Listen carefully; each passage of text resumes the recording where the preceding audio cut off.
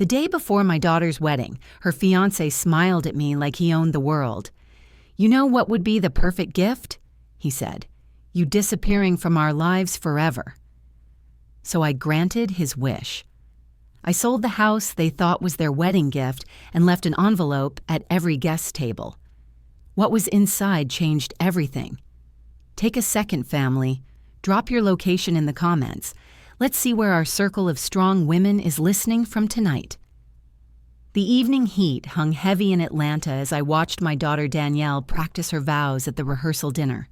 25 years of raising her, and she'd never looked more radiant.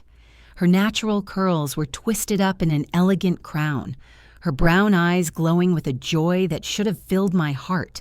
Instead, I felt something cold settle in my chest as Marcus, her fiancé, whispered something in her ear that made her giggle, then cut his eyes at me with a look that said I didn't belong there. The rehearsal dinner was being held at a historic mansion in Buckhead, the kind of place that used to not allow folks like us through the front door. Now here we were, my family and friends filling half the room with our laughter and our love, while Marcus's family, mostly white, mostly wealthy, occupied the other side with their polite smiles and careful distance.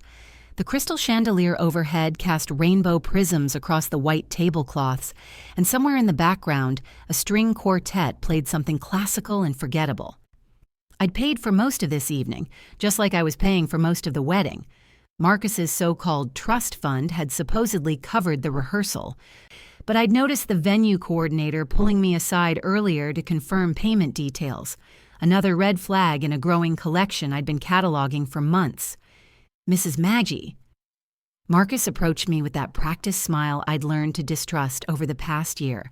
His voice was smooth, professional, the same tone he probably used with potential investors in his various failed business ventures. "Could I speak with you privately for a moment?" I followed him to the empty library, my heels clicking against the hardwood floors. The room smelled of old books and the lemon oil I'd used on my grandmother's furniture for decades. Rich mahogany shelves lined the walls, filled with leather-bound volumes that probably hadn't been opened in years. Marcus closed the door behind us, and that smile slid right off his face like butter, melting on hot cornbread. "Listen, Evelyn," he said, dropping the respectful pretense he usually maintained around Danielle. My name in his mouth sounded wrong, too familiar, like he'd been practicing saying it with contempt. "I think it's time we had an honest conversation about tomorrow." "What about tomorrow?" I asked, though something in his tone made my pulse quicken. I'd learned long ago to trust my instincts about men like Marcus, men who smiled too easily and lied too smoothly. Marcus straightened his tie, a nervous habit I'd noticed whenever he was about to lie. "Well, Danielle and I have been talking about our future, our plans as a married couple." He moved toward the window, putting distance between us, like he needed space to deliver whatever blow was coming. "Of course, that's natural. The thing is," he continued, moving to pour himself a brandy from the crystal decanter on the side table, "we've decided we want to start fresh. New life, new priorities, clean slate, if you know what I mean." I didn't, but I sensed I was about to learn. My grandmother used to say that when a man starts talking about fresh starts, he usually means erasing the people who know him best. "I'm afraid I don't follow, Marcus." He took a long sip and turned to face me fully, his expression shifting into something uglier, something I'd suspected was lurking beneath that charming facade all along. "We don't want you in our lives anymore, Evelyn. After tomorrow, we think it would be best if you just disappeared. Permanently." The words hung in the air like smoke from a dying fire. I stared at him, certain I'd misheard. Outside the library, I could hear the muffled sounds of the rehearsal dinner continuing. Laughter, music, the clinking of glasses, my family celebrating what they thought was a joyous occasion. "Excuse me?"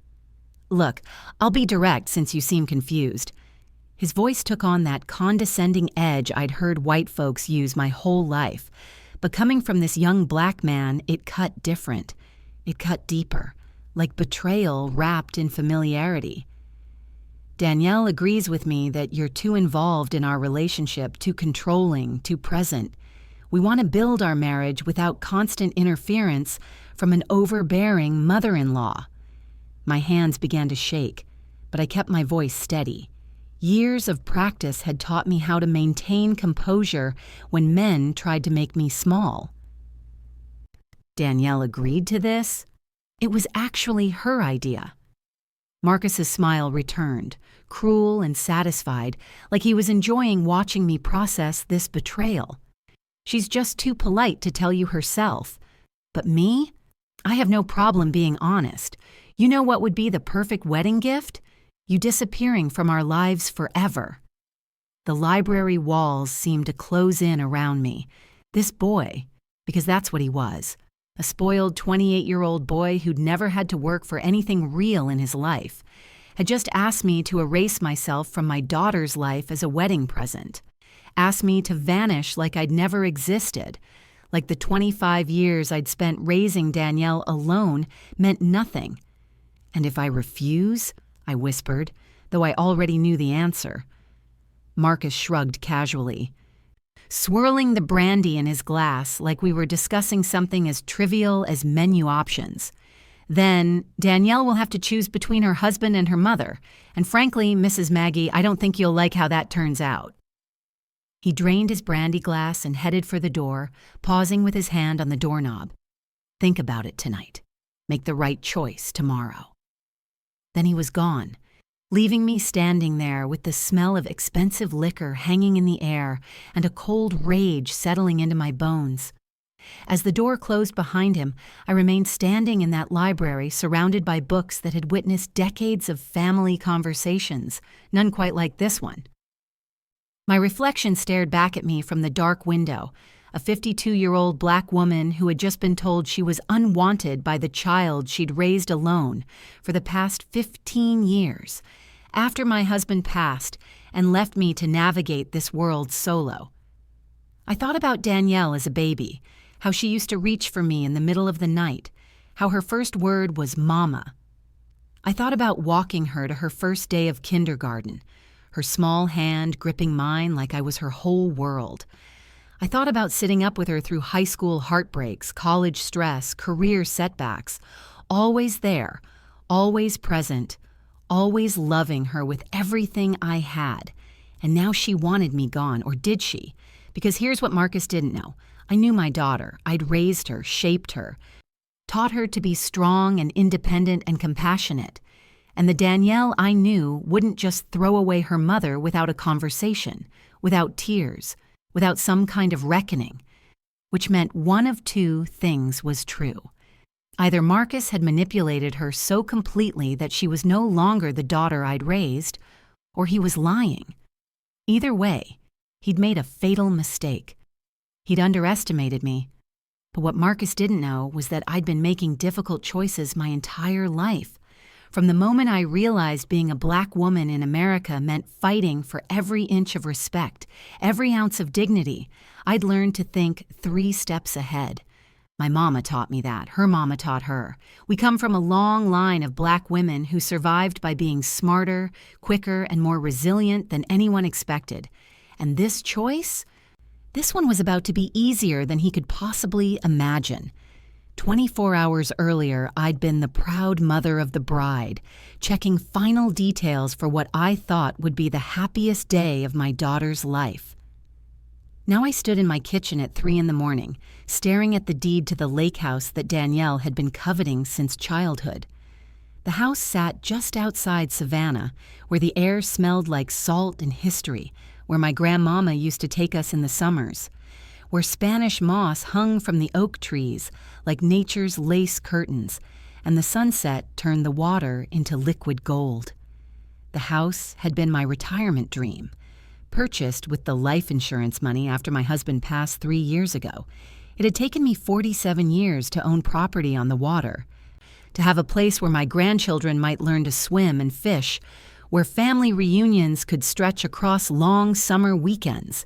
Danielle knew I'd planned to give it to her and Marcus as a wedding gift. She'd been showing it off to her friends for months, posting pictures on social media with captions like "future weekend getaway" and "can't wait to make memories here with my husband." What she didn't know was that the deed was still in my name only. I'd kept it that way deliberately, some instinct telling me not to sign anything over until after the wedding. Now I understood why. I poured myself a cup of coffee, black, strong, the way my mama taught me, and opened my laptop. The kitchen was quiet except for the hum of the refrigerator and the distant sound of night insects singing their summer songs. If Marcus wanted me to disappear, I could arrange that, but I'd do it on my terms. My fingers flew across the keyboard as I composed an email to my real estate agent. "Janet, I need to list the property immediately. Yes, I know it's unusual timing. Price it to sell fast. I'll explain later." Send. One click and Marcus's perfect wedding gift vanished into cyberspace. Next, I opened my contact list and began making calls. First to the caterer. "Helen, it's Evelyn Magee. I need to make a change to tomorrow's reception." Helen Barnes had been catering events in Atlanta for 30 years. She'd handled my own wedding reception back when I was younger than Danielle was now, had fed my family through graduations and anniversaries and funerals. She knew me, knew I wasn't the type to make frivolous requests. "Evelyn, honey, the wedding is tomorrow. What kind of change could possibly need to be made at this hour? I need you to place a small envelope at each table setting. White envelope, nothing fancy. I'll bring them to you first thing in the morning." "Envelopes? What's in them?"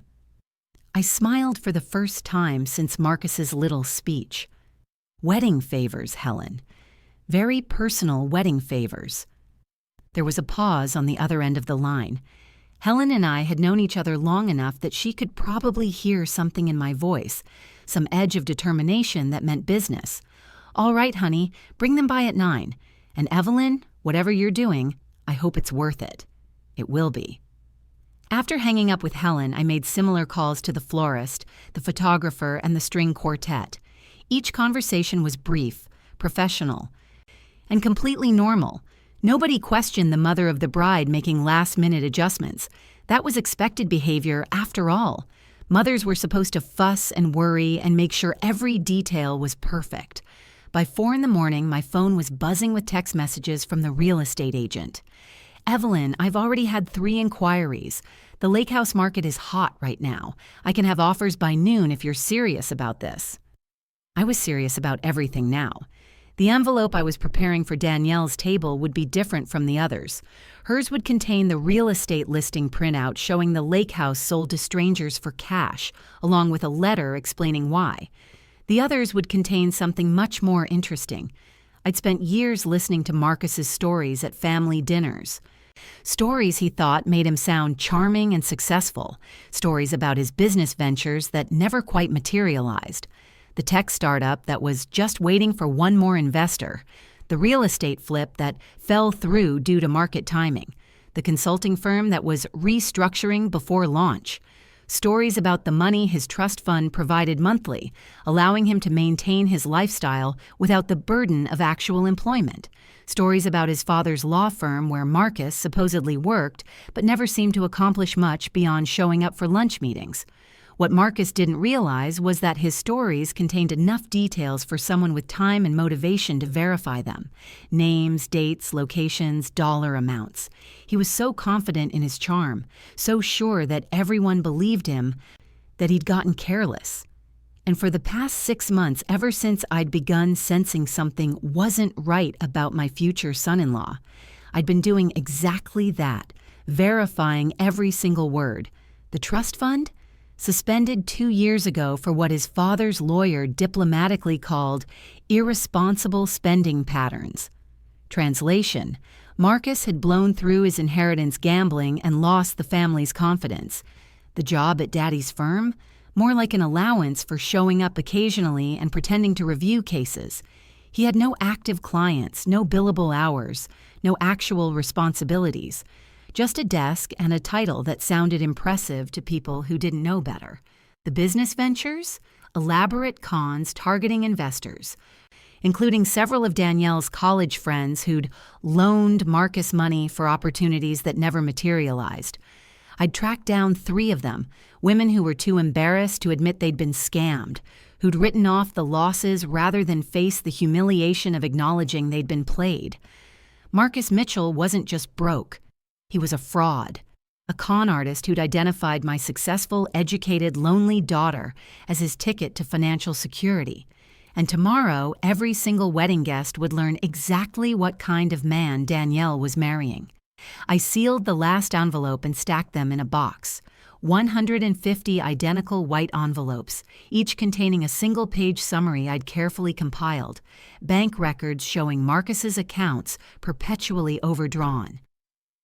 Court documents from the civil suit his father's firm had filed against him for embezzlement. Police reports from the 3 women who'd filed harassment complaints against Marcus in the past 2 years.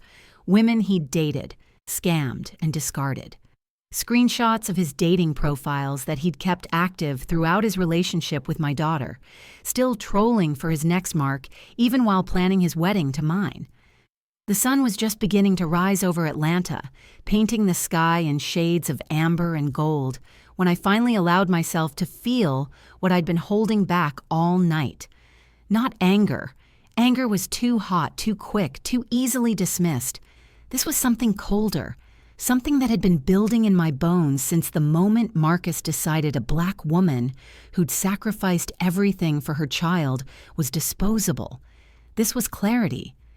This was purpose. This was the kind of cold determination that my grandmama used to call righteousness. That moment when you stop reacting and start acting with the full weight of justified fury behind you. I showered, dressed in the elegant lavender suit I'd bought for the rehearsal dinner, and drove to the venue. The morning was already humid, that thick Georgia heat that makes your clothes stick to your skin the moment you step outside. The hall was beautiful. I'd made sure of that. White roses and hydrangeas everywhere, just like Danielle wanted.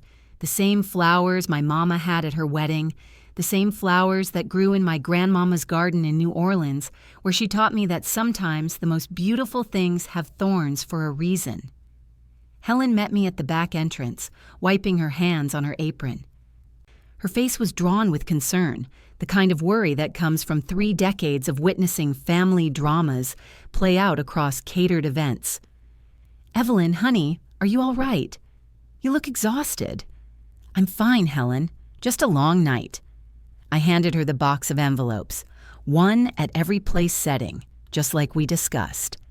Helen peeked inside one of the envelopes, and her eyes went wide. She read for a moment, then looked up at me with something between shock and admiration. "Evelyn, are you sure about this? This is going to cause quite a scene." "I've never been more sure about anything in my life." Helen studied my face for a long moment, then nodded. "Then I'll make sure every single guest gets one. And honey, for what it's worth, I think you're doing the right thing. I met Marcus a few times during the planning, and that boy never sat right with me."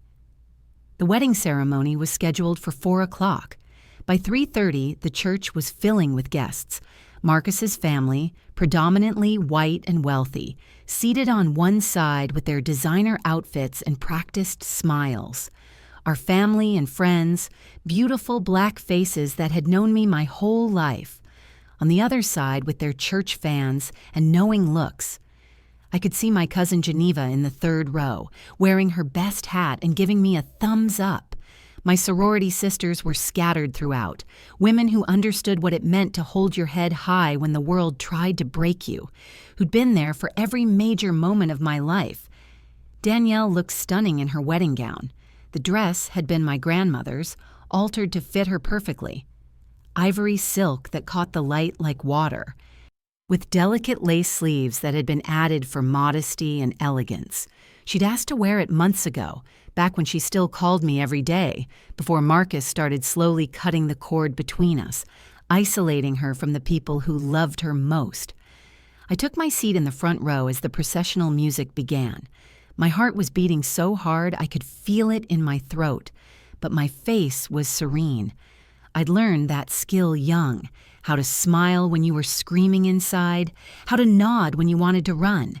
Every black woman knows how to wear that mask, how to keep the world from seeing your pain until you're ready to show it. The ceremony was beautiful. The pastor, Reverend Williams from our church, spoke about love and commitment, about building a life together on a foundation of truth and respect and mutual sacrifice. I wondered if Marcus felt any shame at all, standing there in his expensive suit that I'd later learn was rented, lying with every breath he took, when he recited his vows. Danielle's voice trembled with emotion when she spoke, and I saw tears in her eyes. Real tears, genuine love, or at least what she believed was love. When the pastor said, "If anyone has any reason why these two should not be wed, speak now or forever hold your peace," I remained silent. This wasn't my moment. Not yet. Let them have their ceremony. Let them exchange their vows and their rings. Let Marcus think he'd won, that he'd successfully eliminated me from the equation and secured his future. They exchanged vows. They exchanged rings. The pastor pronounced them husband and wife, and when Marcus kissed Danielle, the church erupted in applause. On the surface, everything looked perfect. The beautiful bride, the handsome groom, the joyful families celebrating their union. But I knew what was coming, and I waited. The reception was held at the same historic mansion where we'd had the rehearsal dinner, all old Southern elegance and modern luxury, the kind of place that used to not allow people like us through the front door, where our ancestors had worked as servants while white families danced and celebrated. Now we owned it for the evening, had rented it with my money, had filled it with our music and our food and our joy. I watched as guests took their seats, each one picking up the small white envelope beside their plate. I watched as they opened them, one by one, carefully timing my observations so I could see the reactions spread across the room like ripples in water. Watched as confusion turned to shock, shock turned to outrage, outrage turned to anger. Marcus's father was the first to approach him, waving the envelope in his face, his usually composed attorney's demeanor cracking into barely controlled fury. I couldn't hear what he was saying from where I sat, but I could see Marcus's face go from confused to pale to red as he read the contents. His eyes found me across the room, and the look he gave me was pure hatred. Good. Let him hate me. Let him feel a fraction of what he'd made me feel when he asked me to disappear like I was nothing, like I hadn't given my whole life to raising the woman he was now trying to steal. Marcus's mother clutched her pearls, literally clutched them, and started crying. His uncle, a judge who'd officiated many high-profile cases, stood up and stormed toward the exit, probably already calling his lawyers. The groomsmen huddled together, reading their envelopes, then looking at Marcus like they were seeing him for the first time. On our side of the room, the reaction was different. My family and friends read the envelopes with grim satisfaction, the kind of vindication that comes from having your suspicions confirmed. I'd heard their whispered concerns over the past year. He doesn't seem right. Something's off about that boy. Evelyn, you keeping an eye on this situation? They'd trusted my judgment when I said I was handling it, and now they understood what I'd been handling. Danielle was still smiling, laughing with her bridesmaids, unaware of the storm building around her. I'd made sure her envelope was different, placed it personally so I'd know exactly when she'd open it. I watched her now. Saw her reach for the small white envelope, saw her fingers break the seal. She pulled out the contents, the sale documents for the lake house, and a letter I'd written at 4 a.m. with tears streaming down my face. My dearest Danielle. If you're reading this, it means you've just married a man who asked me to disappear from your life as a wedding gift. He told me it was your idea, that you found me controlling and overbearing, that you wanted to build your marriage without my interference. I don't know if that's true. I don't know if you really feel that way, or if he's been manipulating you the way he's manipulated everyone else in his life. But I do know this. I love you too much to stand by and watch him destroy you. The lake house is sold. I'm sorry, baby. But I couldn't give you a gift that would tie you to a man who doesn't deserve you. Use the money from this wedding that didn't need to happen to start over, to rebuild, to remember who you were before he made you forget. If you meant what he said you meant, if you really want me gone, then this is my gift, my absence. But if he lied, if there's any part of you that still needs your mama, I'm here. I'll always be here. Love. Mama. I watched her read, watched the color drain from her face, watched her look up, scanning the room until she found me. Our eyes met across the dance floor, and in that moment, I saw my daughter truly see me for the first time in months. Not as an obstacle to be removed, but as the woman who'd given her everything, who'd raised her alone, who'd sacrificed and struggled and survived so she could have this day that was now falling apart around her. She stood up, the letter still in her hand, and started walking toward me. Marcus tried to stop her, grabbing her arm, but she shook him off with a violence I'd never seen in her before. The room had gone quiet now, everyone watching this drama unfold like it was a Tyler Perry movie come to life. Mama, Danielle said when she reached me, and her voice broke on the word. Mama, what is this? What's happening? It's the truth, baby. The truth about the man you just married, and the truth about what he asked me to do. He told me you were being difficult about the lake house, she whispered, tears starting to form in her eyes. He said you were trying to control us, that you couldn't let go, that you were making his life difficult on purpose. And you believed him? The question hung between us, heavy with implications. Behind us, I could hear Marcus's family creating a commotion, demanding explanations, threatening lawsuits. But all I could see was my daughter's face as she processed what I was telling her. I believed him because I wanted the fairy tale mama. I wanted to believe that someone loved me enough to marry me, to build a life with me, and he was so charming, so perfect. Her voice trailed off as she looked down at the letter again, then at the documents showing the lake house sale. You really sold it? This morning. Cash offer above asking price.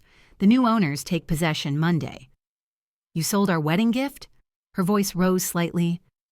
And I saw some of the old defensiveness creeping in, the automatic protection of Marcus that he'd spent a year cultivating in her. It was never your wedding gift, sweetheart. It was my house, my decision. Just like it was your decision to let him tell you I didn't belong in your life anymore. Confusion flickered across Danielle's features, and I watched her try to piece together what I was saying. I never asked you to disappear. What are you talking about? Before I could answer, Marcus appeared beside us, his face a mask of fury barely contained behind desperation.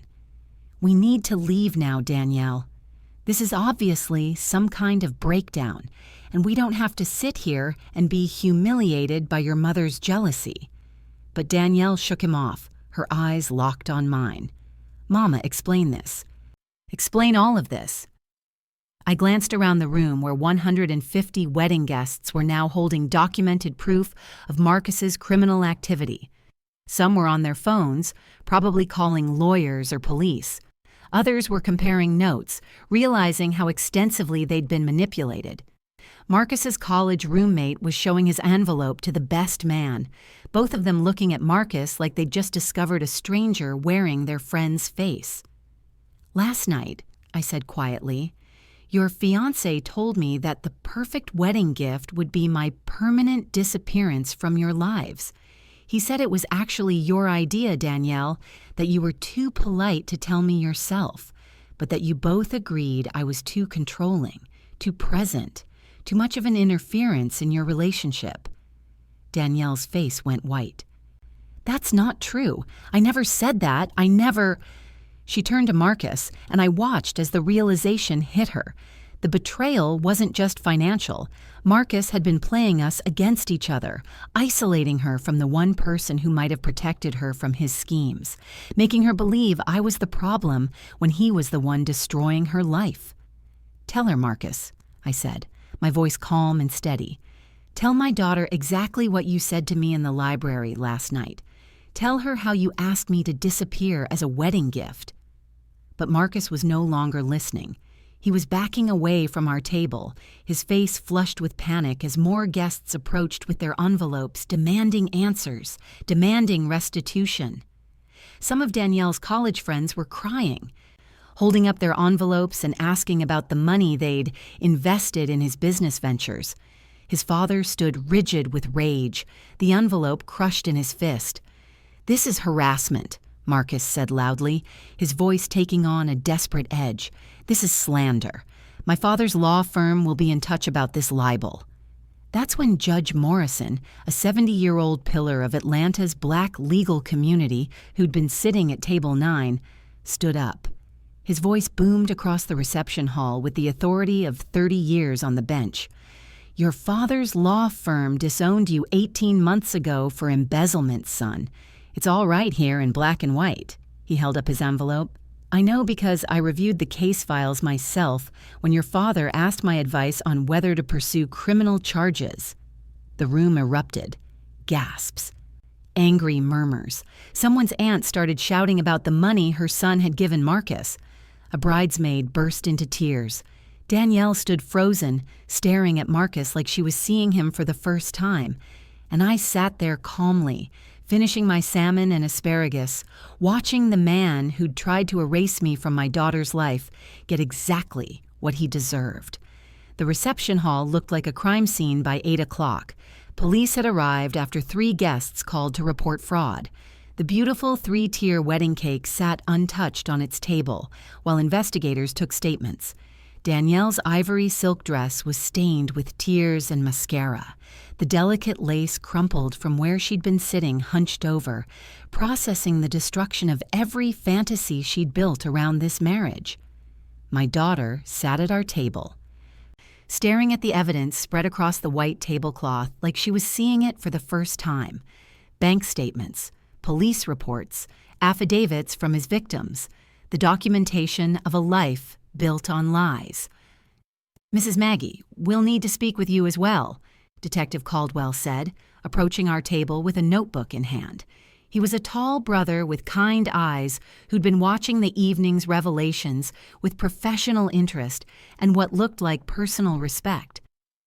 "Of course, Detective, though I think you'll find I'm more of a witness than a suspect." Danielle finally looked up at me, her eyes red-rimmed and confused, lost in a way I hadn't seen since she was a child waking from a nightmare. "Mama, how long have you known about this?" I sat down my coffee cup and chose my words carefully, trying to find the balance between truth and compassion. "I started having concerns about 6 months ago. Little inconsistencies in Marcus's stories, references to business deals that didn't add up, the way he never seemed to actually work despite claiming to have a job. So I did what any mother would do. I investigated." "You investigated my fiancé?" Her voice carried hurt and accusation in equal measure. "I protected my daughter," I corrected gently. I pulled out a manila folder I'd kept hidden in my purse all evening. 6 months of private investigator reports, financial records, police documentation. Marcus Mitchell isn't just broke, Danielle. He's been running cons since college. This is who he is. This is what he does. Detective Caldwell examined the folder contents, his eyebrows rising with each page. "This is quite thorough. Mrs. Maggie, professional-grade investigation. I hired the best. Money well spent, as it turns out." Danielle grabbed the folder, scanning the documents with growing horror. Her hands shook as she read, a restraining order from an ex-girlfriend who'd fled her hometown to escape him, theft charges that had been dropped when his father paid restitution, dating profiles where he listed himself as single and wealthy even after he'd proposed to Danielle. "Mama, why didn't you just tell me? Why didn't you show me all this before today?" I laughed, but there was no humor in it. Just bitter recognition of a truth we both needed to face. Could I? Could I really? Think about it, baby. When was the last time you listened to my concerns about Marcus? When was the last time we had a real conversation? One where you didn't cut me off to take his phone call or rush off to meet him? Danielle opened her mouth to argue, then closed it. We both knew I was right. Over the past year, Marcus had been slowly but systematically distancing her from me, from her friends, from anyone who might recognize him for what he was. I tried, I continued, my voice softer now. Remember our lunch last month when I suggested a longer engagement? When I recommended premarital financial counseling? Every time I raised concerns, you defended him.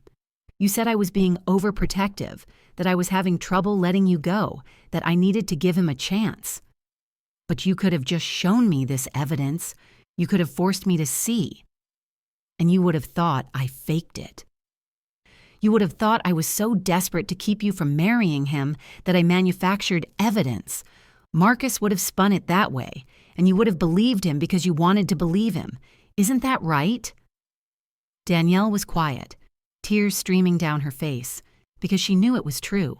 She knew that 6 months ago, 3 months ago, even yesterday morning, she would have chosen Marcus over me if forced to make that choice. That's how good he was at manipulation, how thoroughly he'd gotten into her head. The night before your wedding, I continued, Marcus made his position crystal clear. He wanted me gone, not just distant, not just less involved, completely erased from your life. He said it was your idea, that you found me controlling and suffocating. It wasn't, Danielle whispered. I swear, Mama, I never said that. I know that now, but last night I believed him. I believed that my own daughter wanted me to disappear. I felt tears threatening for the first time all day, the armor I'd been wearing finally starting to crack. Do you have any idea what that felt like? To be told by my only child that I was unwanted, that everything I'd done and sacrificed was seen as controlling instead of loving? Before Danielle could answer, a commotion erupted near the exit. Marcus was trying to leave with his groomsmen, but several guests had formed a human barrier, led by Michael from Table 3, who was still clutching his envelope, his face red with fury.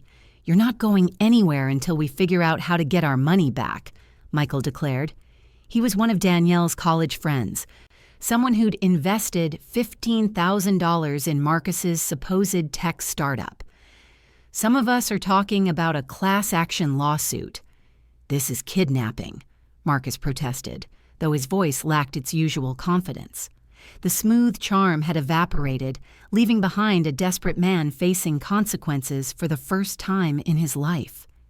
You can't force me to stay here.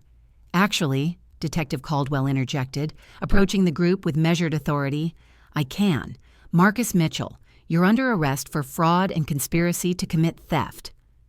The Miranda rights were read in front of 150 wedding guests, the string quartet, Helen and her catering staff, and a wedding photographer who was capturing every moment.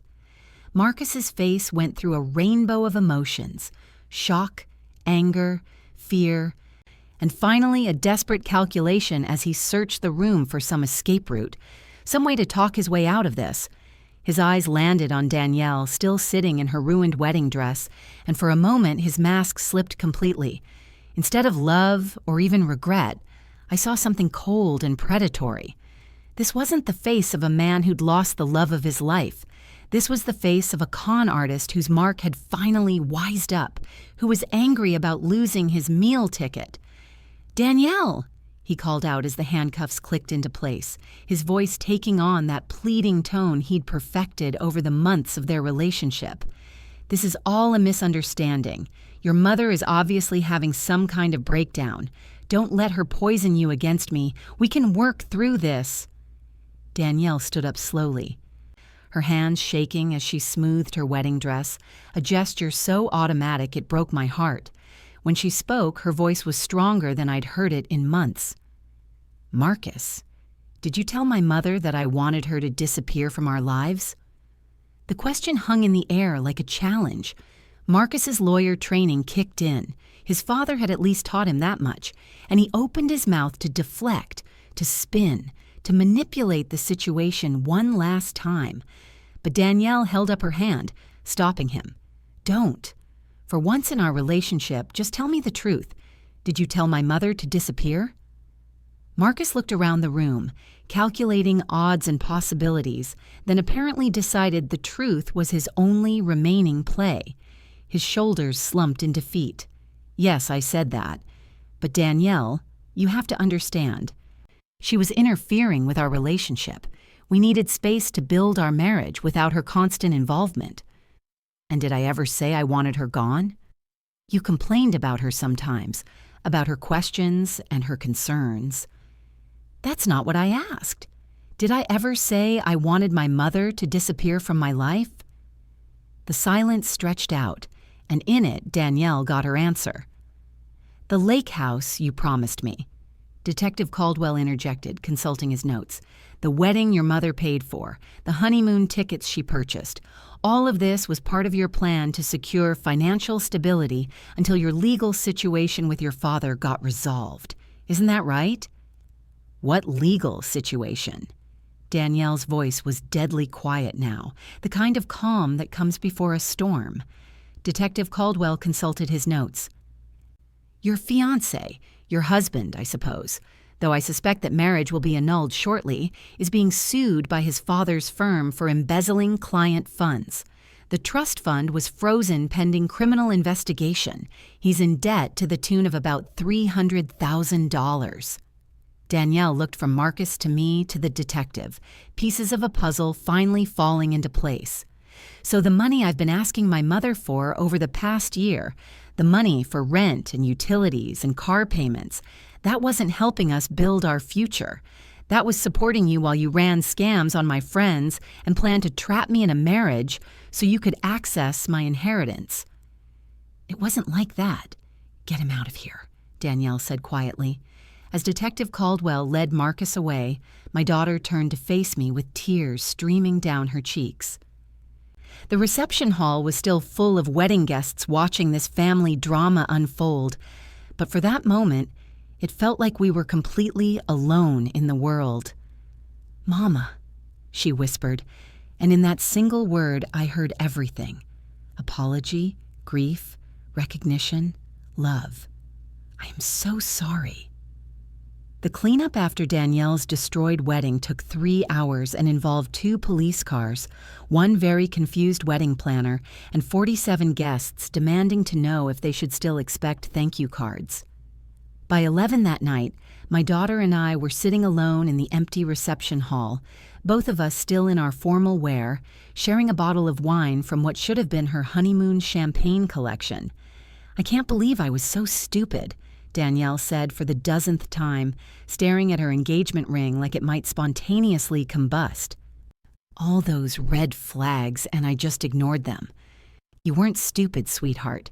You were in love, or what you thought was love. I refilled both our glasses, noting how the elegant reception hall looked like a hurricane had blown through it.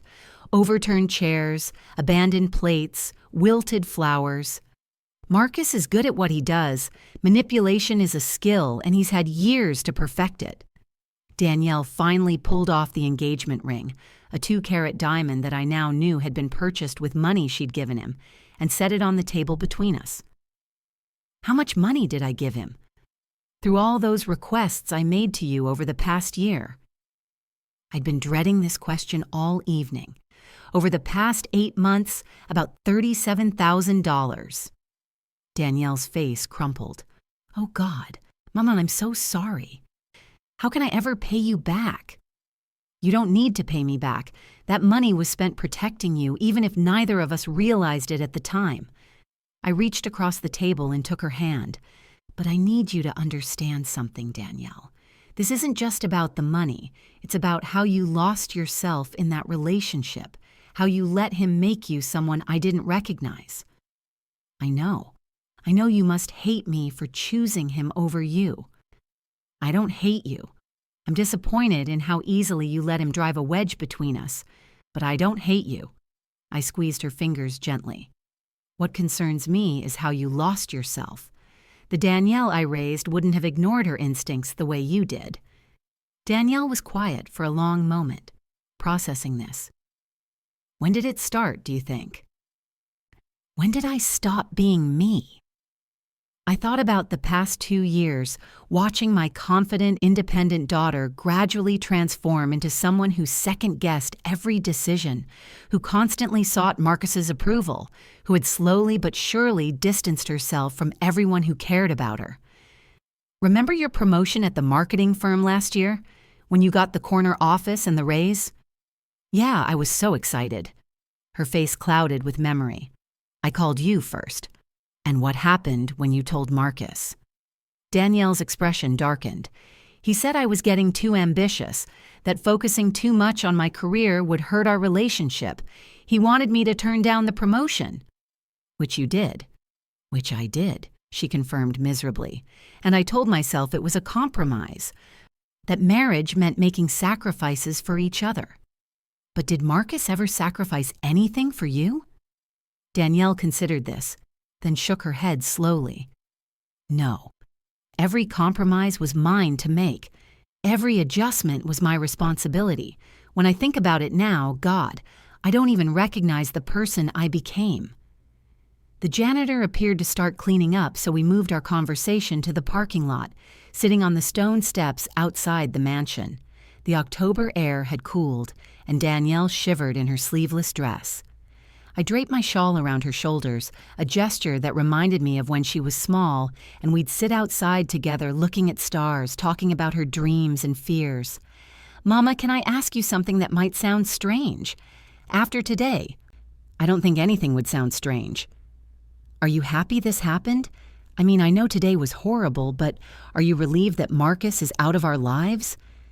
I considered the question carefully, wanting to give her an honest answer. I'm relieved that you're safe from him. I'm sorry that you had to be humiliated in front of everyone you care about to discover the truth. But am I glad he's gone? Yes, sweetheart, I am. Because that man was going to destroy you slowly, piece by piece, until there was nothing left of the girl I raised.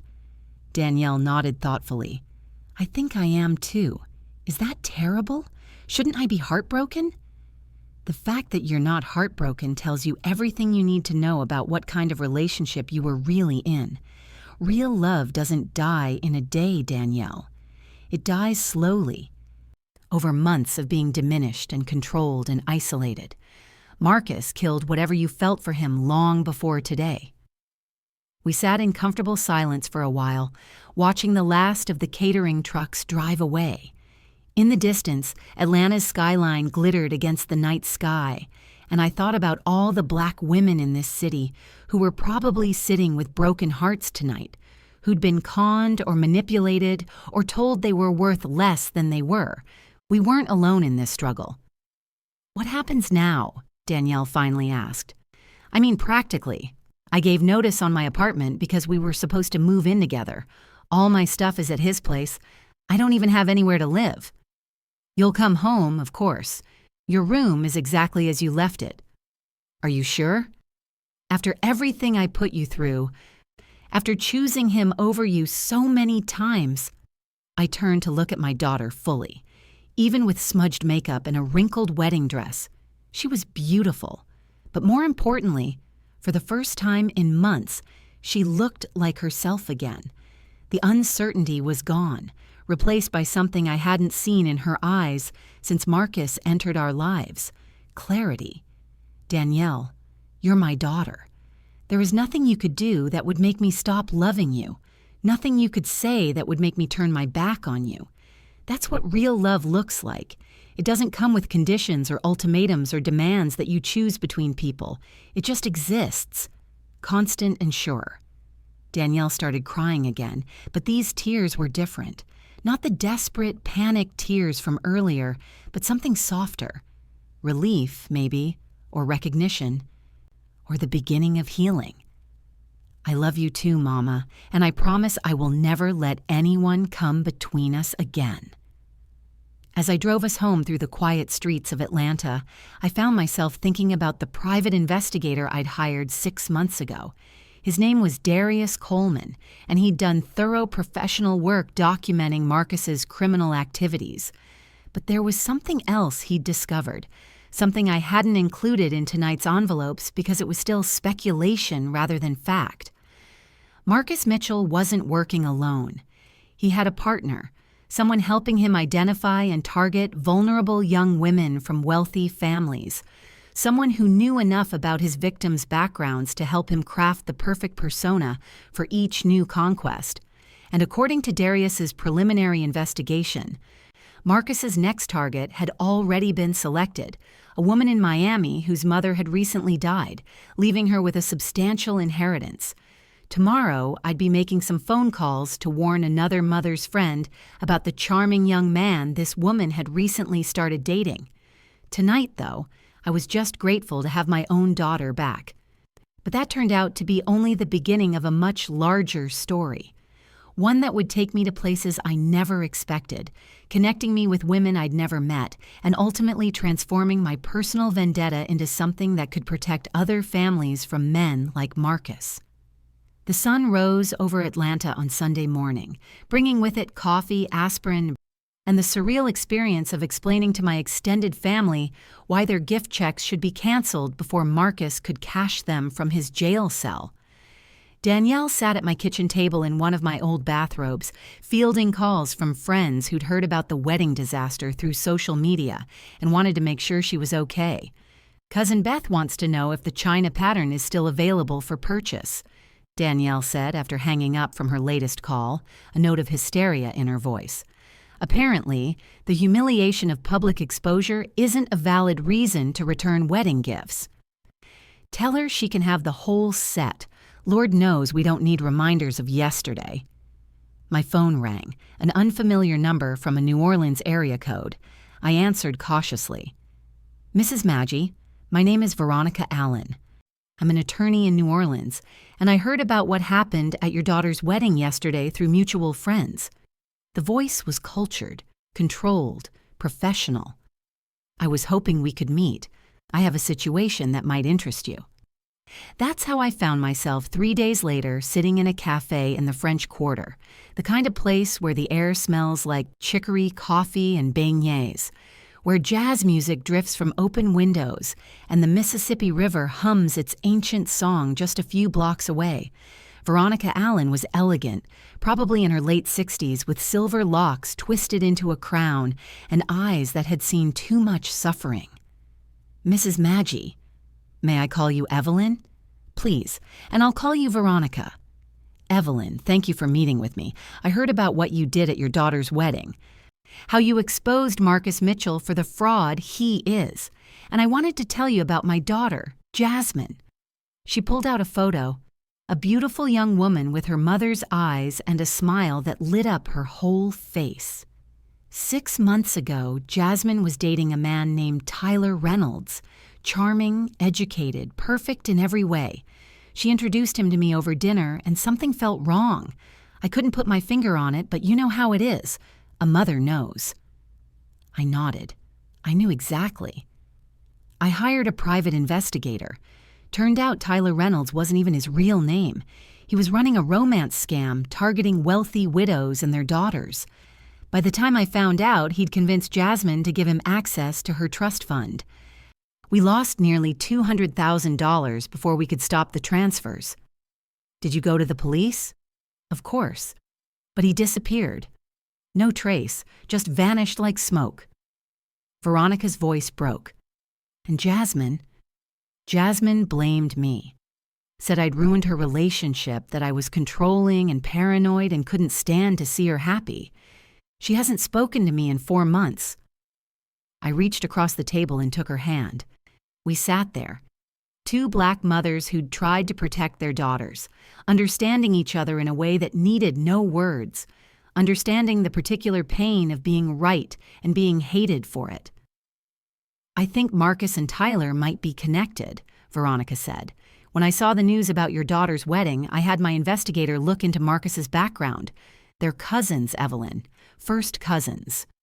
And they've been working together for years. The implications hit me like a physical blow. How many victims? That we can verify? 14. But I suspect there are more who never reported it, who are too ashamed or too isolated to come forward. 14 families destroyed. 14 daughters who might have cut their mothers out of their lives. 14 women carrying shame that wasn't theirs to carry. "We need to find Tyler," I said, "before he hurts anyone else." "That's why I'm here. My investigator tracked him to Miami. He's using the name Thomas Mitchell now and dating a young woman whose mother recently died. She inherited everything: house, investments, life insurance. She's 26 years old and completely alone in the world. And Tyler is planning to marry her next month." "Then we don't have much time." Veronica leaned forward, her eyes intense. "I want to stop him. I want to stop all of them. Marcus, Tyler, and whoever else is part of this operation. But I can't do it alone. I need someone who understands what these men do, who's willing to fight for women they've never met. Someone like you." I thought about Danielle, slowly healing but still carrying the scars of Marcus's manipulation. I thought about Jasmine Allen, estranged from her mother because of a lie. I thought about the 14 other families Veronica had mentioned and all the families we didn't know about yet. "I'm in," I said. And just like that, my personal vendetta became something larger, something that would ultimately save lives and reunite families and turn my pain into purpose. But that night, sitting in that New Orleans cafe with Veronica Allen, I just knew one thing. They told me to disappear. But a Black woman's spirit doesn't vanish. It rises. And when we rise, we lift everyone around us. The fight was just beginning, and I was ready. 3 days later, Danielle and I flew to Miami with Veronica and Darius Coleman, the private investigator who'd helped document Marcus's crimes. The young woman Tyler was targeting, her name was Jasmine, lived in a beautiful Art Deco building in South Beach, and according to Darius's surveillance, Tyler had planned a romantic dinner with Jasmine's mother's best friend for that Tuesday evening. It was the same pattern Marcus had used: isolate the daughter from her support system by seeming charming and trustworthy to the older generation. But Jasmine's mother was gone, which made her more vulnerable. No mother to ask uncomfortable questions, no maternal instinct to sound alarms. Just a 26-year-old teacher trying to navigate grief while a predator circled closer. "We need to approach this carefully," Darius said as we sat in his rental car across from Jasmine's building. "She doesn't know us, and she's already vulnerable. If we come on too strong, she might run straight to Tyler." "Then we don't approach her directly," I said, an idea forming. "We approach the friend, the one Tyler's having dinner with tonight." Patricia Hammond turned out to be a gift from God. She was 62, sharp as a tack, and had been suspicious of Tyler since the moment Jasmine introduced them 2 months ago. When we showed up at her door with our credentials and our story, she didn't hesitate. "I knew something was wrong with that boy," Patricia said, inviting us into her immaculate home filled with family photos and the smell of gumbo simmering on the stove. The way he asked questions about Jasmine's inheritance, about her mother's estate. Too interested, too calculated. But Jasmine wouldn't hear a word against him. Said I was being paranoid because of grief. "Would you be willing to help us expose him?" Veronica asked. Patricia's smile was fierce. "Baby, I've been waiting for someone to ask me that question since the day I met him." The plan was simple, but effective. Patricia would proceed with the dinner as scheduled, but Darius would wire the room with recording equipment. Veronica, Danielle, and I would be at a nearby table. Patricia had convinced the restaurant to seat us close by, claiming we were old friends who'd be joining them for dessert. When the moment was right, when Tyler's lies became obvious enough, we'd reveal ourselves and the truth. Tuesday evening arrived hot and humid, the Miami air thick enough to swim through. The restaurant Patricia had chosen was elegant but not ostentatious, the kind of place where serious conversations could happen without being overheard. Danielle and I dressed carefully, professional but not threatening, memorable but not flashy. "Mama, I'm nervous," Danielle admitted as we waited for Patricia and Tyler to arrive. "What if this doesn't work? What if Jasmine chooses to believe him anyway?" "Then we've done what we could, and we walk away knowing we tried." I squeezed her hand. "But baby, I don't think that's going to happen.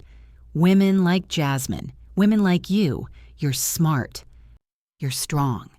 You just needed someone to give you permission to trust your instincts. Tyler arrived first, and I got my first good look at Marcus's cousin. He was different from Marcus. Taller, lighter skinned, with a more polished appearance. But the eyes were the same. That calculating coldness hidden behind practiced warmth. Jasmine arrived 10 minutes later, and my heart ached for her. She looked so much like Danielle had 2 weeks ago, glowing with what she thought was love, eager to show off her relationship, unaware of the trap closing around her. Patricia played her role perfectly. She asked questions about Tyler's background, his family, his education, gentle questions that seemed like harmless small talk, but were actually landmines carefully placed. Tyler navigated them smoothly at first, but Patricia was relentless in the kindest possible way. "So you studied finance at Stanford?" Patricia asked. Butter wouldn't melt in her mouth. "That's right, graduated 8 years ago." "How wonderful. My late husband taught finance there for 25 years, Professor William Hartford. Did you ever take his classes?" I watched Tyler's face carefully. He shifted in his seat, uncomfortable but trying not to show it. "I don't recall the name, but it's a large university. Different departments don't always overlap." Jasmine jumped in to help. "Patricia, that was 8 years ago. Professor schedules change all the time." But Patricia pressed gently. "Oh, William was there for 25 years, department head for the last 10. Surely you would have encountered him if you were a finance major." "The finance department at Stanford isn't that large." Tyler's smile became forced. "You know, I'm starting to feel like I'm being interviewed for something. Is there a reason for all these questions about my college experience?" The tension at the table ratcheted up several degrees. Jasmine looked confused and embarrassed. Patricia maintained her pleasant demeanor, but I could see her hands trembling slightly as she reached for her water glass. "I'm just making conversation," Patricia said, "getting to know the man my dear friend's daughter cares about." "Right," Tyler said, his voice developing an edge. "Well, maybe we could talk about something else. Patricia, Emma mentioned you've been doing some traveling recently." It was a deflection and a telling one.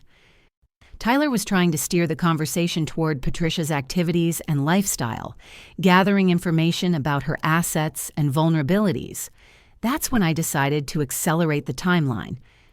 I stood up and approached their table with Veronica and Danielle right behind me. "I'm sorry to interrupt," I said politely, "but I couldn't help overhearing your conversation. Tyler, is it? Or do you prefer Thomas? Or maybe you go by Mitchell like your cousin Marcus?" Tyler's face went carefully blank. "I'm sorry. Do I know you?" "Not yet, but I know your cousin Marcus Mitchell quite well. He was supposed to marry my daughter 2 weeks ago. Did you two compare notes about your targets, or did you work independently?" Jasmine stood up, defensive and confused. "Excuse me, who are you, and what are you talking about? This is private conversation." "My name is Evelyn Maggie, and this is Veronica Allen and my daughter Danielle. We've been investigating your boyfriend for the past 3 weeks, Jasmine. We know he's not who he says he is." "This is insane," Tyler said, standing up quickly. "Jasmine, we're leaving. These women are clearly delusional."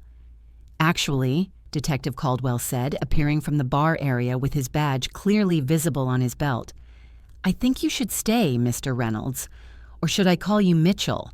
I've been looking for you regarding some financial irregularities involving elderly investors in Florida. I believe my colleague, Detective Parker, has an active warrant for your arrest." Jasmine gasped. "Financial irregularities? Tyler, what is he talking about?" Tyler looked around the restaurant, his escape routes cut off. His carefully constructed persona collapsing like a house of cards. "This is entrapment. I haven't done anything wrong. These people are setting me up." "Then you won't mind answering a few questions," Detective Caldwell replied calmly, "starting with why you booked flights to Miami under 3 different names in the past 48 hours, and why you accessed Jasmine's bank records without her permission last week." 3 different names? Jasmine stared at Tyler with growing horror. Tyler, what's going on? What is he talking about? Why would you access my bank records? That's when Tyler made his final mistake. Instead of trying to maintain his innocence or explain the situation, he grabbed Jasmine's arm roughly and started pulling her toward the door. We're leaving now. Don't listen to any of this, Jasmine. These people are lying, trying to poison you against me because they're jealous. Jasmine jerked away from him with surprising strength. Don't touch me. Don't you ever touch me like that. She turned to face Detective Caldwell, her voice shaking but determined. I want to know everything right now. No more lies. Over the next 30 minutes, Jasmine learned that the man she'd been dating for 3 months was actually Thomas Mitchell, Marcus's first cousin and partner in crime. He was a career criminal with outstanding warrants in 4 states. His job in investment banking was a complete fabrication, a cover for targeting wealthy widows and their daughters. His romantic feelings for her were entirely manufactured, designed to provide access to her mother's inheritance. The Miami flights were your exit strategy, Detective Caldwell explained as Tyler sat in handcuffs. After one final romantic dinner where you'd convinced Jasmine to add you to her bank accounts, you were planning to empty everything and disappear. The marriage proposal was scheduled for this weekend. By the time anyone realized what had happened, you'd have vanished with Jasmine's inheritance, nearly $300,000. Jasmine sat in stunned silence, processing the magnitude of her near miss. Patricia held her hand. Veronica sat beside her, understanding exactly what she was feeling. Danielle moved to Jasmine's other side, a sister in survival. Mrs. Maggie, Detective Caldwell said as Tyler was led away in handcuffs, fighting and cursing, your cooperation has been invaluable.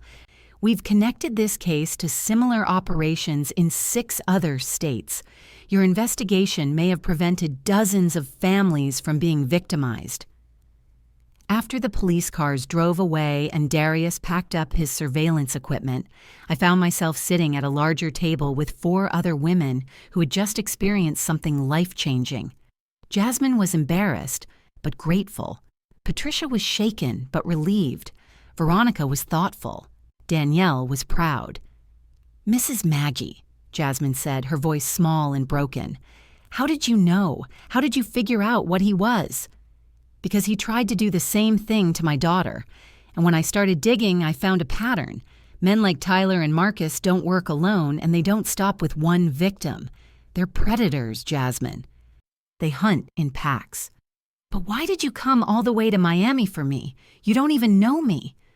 I looked at Danielle, at Veronica, at Patricia, at this young woman who reminded me so much of my daughter 2 weeks ago. Because 2 weeks ago, I was a mother whose daughter was about to marry a con artist. Today, I'm a mother who prevented another daughter from making that same mistake. That's what we do, baby. We protect each other. As we prepared to leave the restaurant, Danielle pulled me aside. Mama, I keep thinking about something. How many other women are out there right now believing they're in love with men who are planning to destroy their lives? If Tyler and Marcus were partners running cons in multiple states, there have to be more. I looked at Veronica, who was comforting Jasmine, and thought about all the families who hadn't been lucky enough to have someone investigate their romantic predators. Probably more than we want to imagine, baby.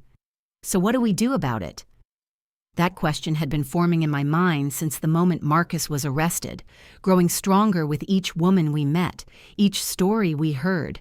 What did we do with the knowledge we'd gained, the network we'd built, the expertise we'd developed? We start a foundation, I said finally.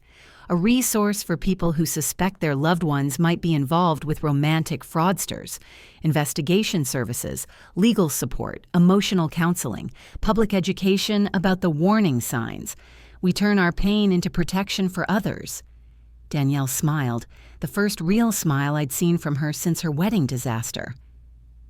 What do we call it?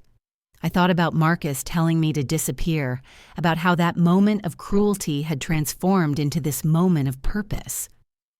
Second chances, I said. For families who need help starting over after discovering they've been victimized, for daughters who need a second chance to trust themselves, for mothers who need a second chance to protect their children. Veronica stepped forward, having overheard our conversation. I want in. I want to help fund this, help build it, make it something that can protect families across the country. Patricia nodded. Count me in too. I've got connections in Miami, resources we can use. Even Jasmine, still shaken but stronger than she knew, said softly, when I'm ready, I want to help too. I want to make sure no other woman goes through what I almost went through. 3 months later, Second Chances opened its doors in a modest office in Atlanta's historic West End, right in the heart of the community where my grandmama had lived when she first came to Atlanta. The neighborhood felt right. It was where Black businesses had thrived even when the city tried to keep us down, where women had always protected each other, where resilience was woven into the very streets. We funded the foundation with the money I'd originally planned to give Marcus and Danielle as a wedding gift.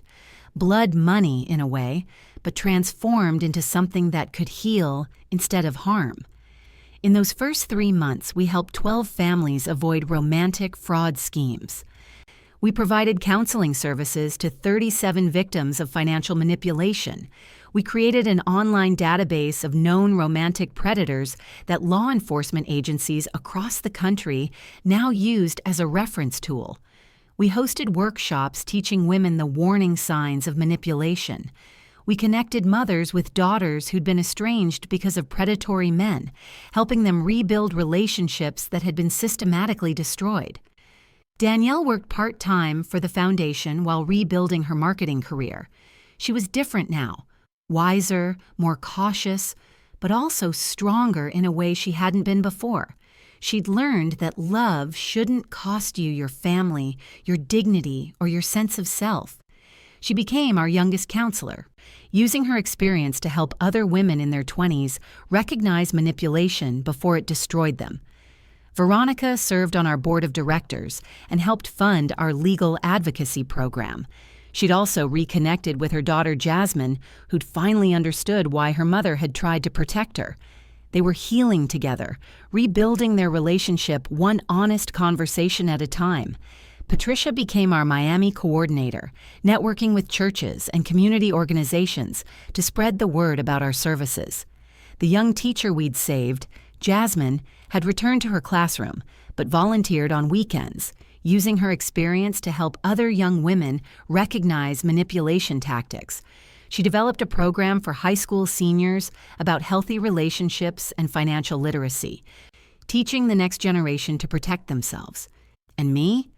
I discovered that being told to disappear from someone's life had actually shown me how to make myself indispensable to the lives that mattered. I'd found my purpose in my 50s, discovered that my pain could be transformed into protection for others, that my anger could become action. The best revenge, as it turned out, wasn't a dish served cold. It was a life lived with purpose, protecting others from the predators who thought they could destroy families for profit. It was taking the moment when someone tried to erase you and using it to make yourself unforgettable. It was transforming your darkest day into someone else's salvation. Marcus Mitchell was serving 7 years for fraud and conspiracy. Tyler Reynolds got 12 years plus deportation back to Canada, where he faced additional charges. Both men would be monitored for the rest of their lives, their criminal activities documented and shared with law enforcement agencies worldwide. They'd tried to disappear their victims. Instead, they disappeared themselves into the prison system, their names forever associated with the crimes they'd committed. Sometimes the perfect wedding gift isn't what the bride and groom expect to receive. Sometimes it's discovering who you really are when someone tries to erase you from existence. Sometimes it's finding out that your mother loves you enough to blow up your whole world to save you from making the biggest mistake of your life. And sometimes, just sometimes, the person who disappears isn't the one who was asked to leave. One evening, about 6 months after the foundation opened, Danielle and I sat on my front porch watching the sun set over Atlanta. The air was thick and warm the way it gets in Georgia summers, and somewhere down the street someone was playing Maze featuring Frankie Beverly, the music drifting through the twilight like a prayer.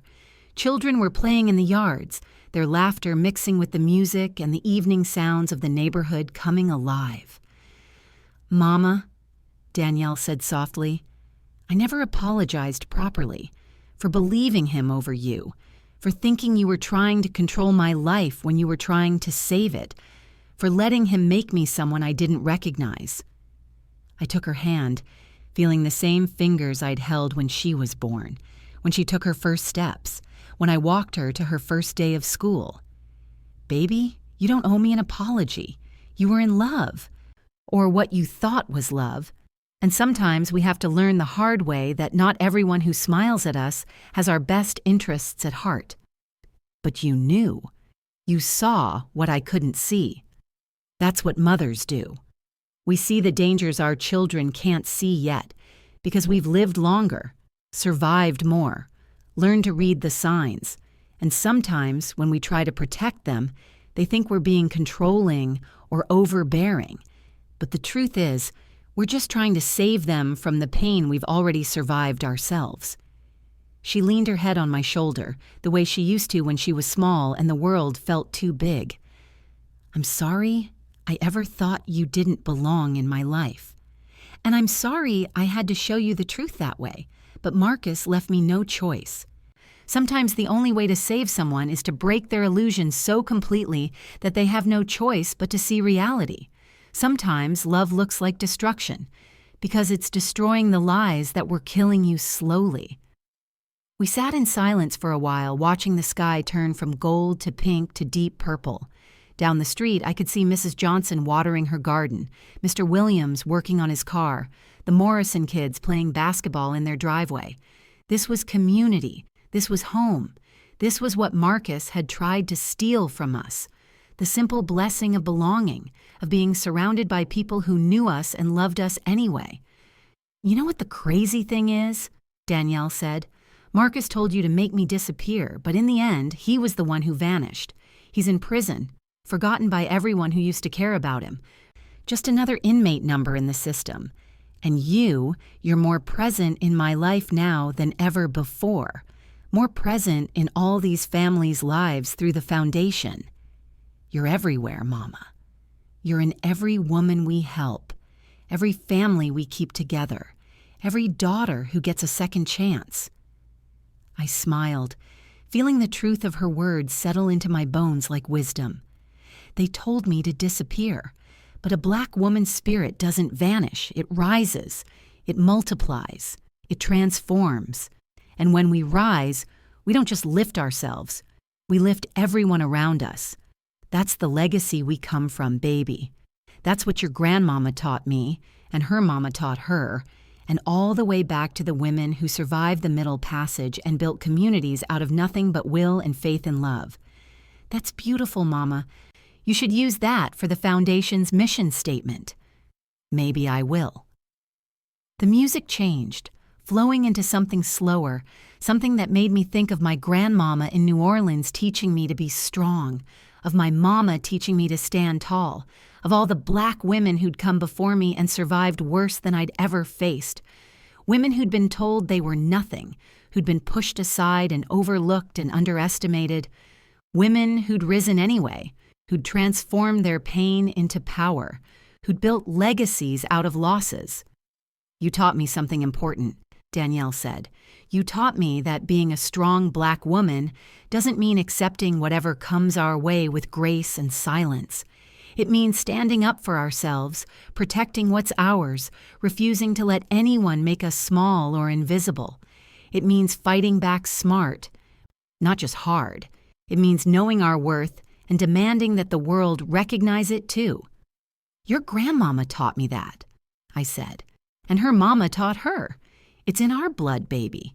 We come from a long line of women who knew how to survive, how to fight back, how to protect their families. And now you're passing that lesson on to other women through the Foundation.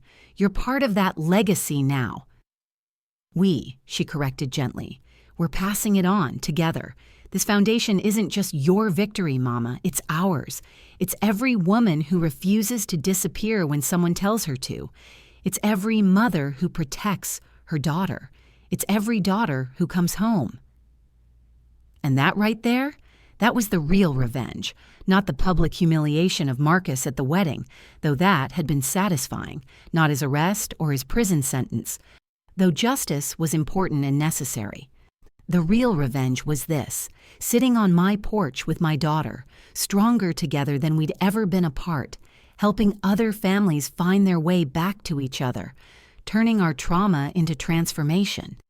Marcus had tried to erase me, to make me disappear from my daughter's life, to silence me and sideline me and make me invisible.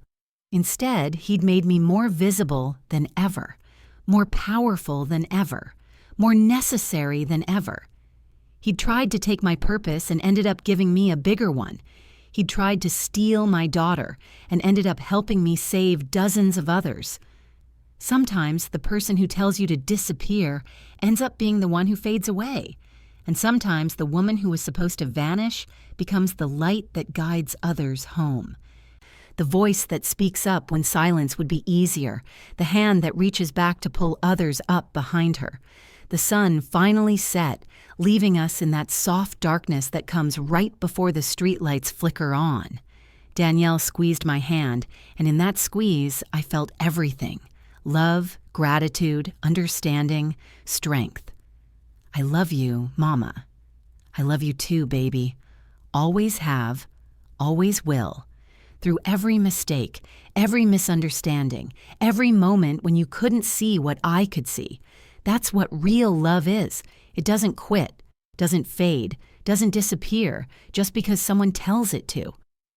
And in that moment, sitting there in the warm Georgia night, with my daughter beside me, and the knowledge that we were helping other families stay together, I understood something profound. Marcus hadn't just tried to break me, he'd tried to break the bond between mother and daughter, to sever the connection that had sustained Black families through centuries of struggle and separation and systematic attempts to destroy us. But our bonds don't break that easily. They bend, they stretch, they get tested and pulled and strained almost to breaking. But when they're real, when they're rooted in genuine love and sacrifice and history and survival, they don't break. They just get stronger. They just become more precious. They just remind us why we fight so hard to protect them. That's what Marcus never understood, what none of these predators understand. You can't disappear a Black woman who knows her worth.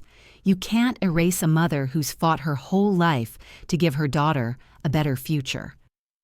You can't break a family that's built on generations of survival and resistance and refusing to be broken. You can't silence a voice that comes from a long line of women who spoke up when speaking up meant danger, who stood tall when standing meant being targeted, who loved hard when loving meant being vulnerable. All you can do is wake us up, remind us who we are, show us why we need to fight. Teach us that our power lies not in being quiet and accommodating and making ourselves small, but in being loud and unmovable and taking up all the space we deserve. And when you do that, you don't make us disappear. You make us rise. You make us organize. You make us unstoppable. You make us remember that we come from women who survived worse and did it with their heads held high and their families intact and their spirits unbroken. So thank you, Marcus. Thank you for showing me exactly how strong I am. Thank you for teaching my daughter that her mama's love is worth fighting for, worth choosing, worth protecting. Thank you for giving me the purpose I needed to help other families avoid the pain you tried to cause. Thank you for trying to make me disappear, because in doing so, you made me impossible to ignore. You wanted me to disappear. Instead, you made me a force to be reckoned with. You wanted me silent. Instead, you gave me a platform. You wanted me gone. Instead, you made me essential. And that, in the end, is the sweetest revenge of all. Not the kind that burns hot and quick and fades, but the kind that builds and grows and creates something lasting. The kind that changes lives and saves families and creates legacies. The kind that transforms one woman's pain into a whole community's protection. They told me to disappear, but a Black woman's spirit doesn't vanish. It rises, it transforms, it multiplies. And when we rise, we change everything around us. We change our daughters. We change our communities. We change the whole damn world. That's not revenge. That's resurrection. That's revolution. That's the kind of power they tried to take from me, but only ended up revealing to me instead.